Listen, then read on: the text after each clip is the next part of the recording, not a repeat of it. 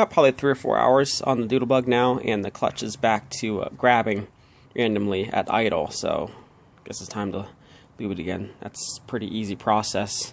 Just take the cover off, and you just want to get, so we can get focused here, avoid the actual clutch area, and just put a couple drops right in there. It'll soak in.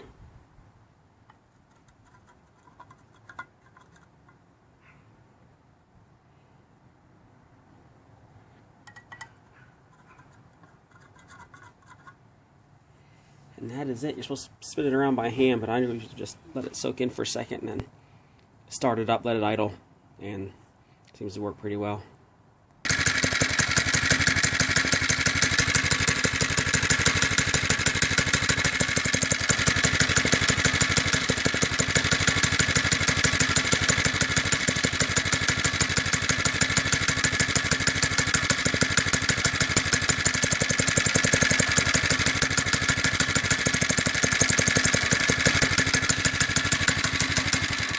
Yeah, so no more grabbing. So it seems to be every 3 or 4 hours. It needs a couple drops of oil, so just keep up on that for now.